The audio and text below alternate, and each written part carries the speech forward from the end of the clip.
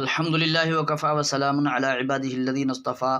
سامعین اکرام، جیسا کہ آپ جانتے ہیں کہ ہم آپ کے سامنے غیر مقلدین کی ایسی عجیب عجیب حرکات لا رہے ہیں کہ جنہیں دیکھ کر آدمی حیران ہو جاتا ہے کہ یہ کس طرح کے بندے ہیں۔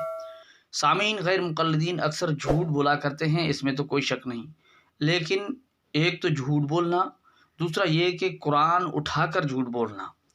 قرآن اٹھا کر جھوٹ بولنا یہ بھی ایک عجیب بات ہے، حیران کن بات ہے۔ تو میں آپ کے سامنے آج کچھ ایسی چیز پیش کر رہا ہوں جس میں غیر مقلدین قرآن ہاتھ میں اٹھا کر جھوٹ بولتے ہیں۔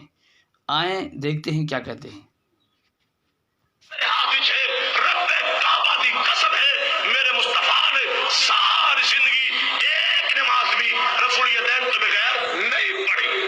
تو سامعین، آپ نے سنا کہ یہ غیر مقلد جو تھے سبطین شاہ نقوی کس طرح جھوٹ بول رہے تھے۔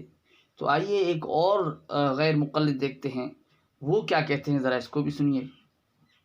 مجھے اللہ کی قسم ہے، یہ قرآن میرے سر پہ ہے، میرے پیغمبر نے ایک نماز بھی رفع الیدین کے بغیر نہیں پڑھی۔ تو سامعین، آپ نے دیکھا کہ یہ دونوں حضرات قرآن ہاتھ میں اٹھا کر جھوٹ بول رہے ہیں۔ ایک نے سر پر قرآن رکھا، ایک نے ہاتھ میں پکڑا اور جھوٹ بولا۔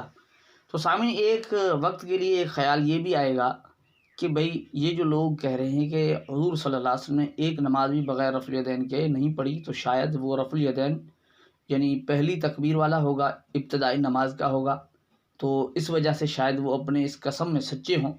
لیکن اس طرف آئیں، دیکھتے ہیں سبطین شاہ نقوی کیا کہتے ہیں، جس میں اس نے وضاحت کر دی کہ وہ کون سی قسم اٹھا رہے ہیں۔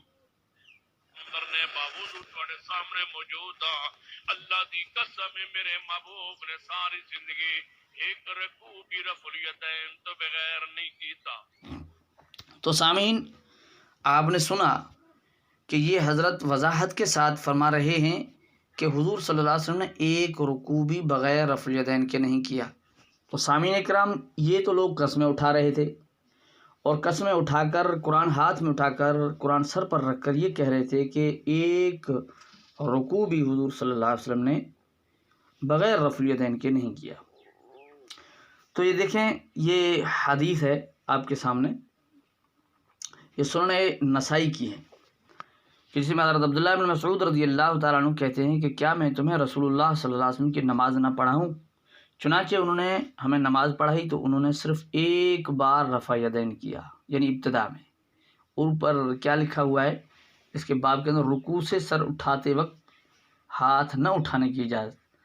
تو دیکھیں، یہ سنن نسائی کے اندر، اور ان کے اپنے غیر مقلد شیخ البانی جو ناصر الدین البانی ہیں، اس نے اس حدیث کو صحیح بھی کہا ہے۔ دیکھیں، حدیث تو موجود ہے لیکن جھوٹ بھی بول رہے ہیں، اور قرآن ہاتھ میں پکڑ کر اور سر پر اٹھا کر۔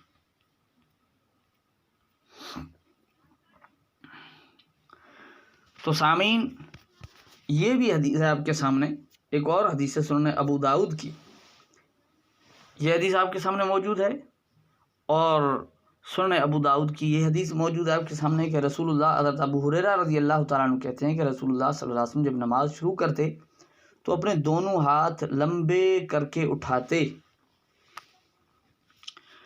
یعنی شروع کرتے وقت تذکرہ ہے، یہ احادیث کے اندر موجود ہے۔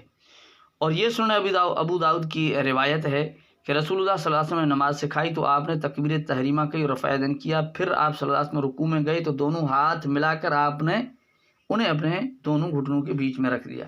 ٹھیک ہے، حدیث میں کتنی وضاحت ہے کہ تکبیر کہی تو رفع الیدین کیا، رکوع میں گئے تو دونوں ہاتھ ملا کر گھٹنوں کے بیچ میں رکھ لیا۔ جب یہ خبر سعد بن ابی وقاص رضی اللہ عنہ کو پہنچی تو انہوں نے کہا، سچ کہا میرے بھائی حضرت عبداللہ بن مسعود نے، پہلے ہم ایسا ہی کرتے تھے، یعنی پھر گھٹنوں کو پکڑنے کے حکم کے متعلق بتایا۔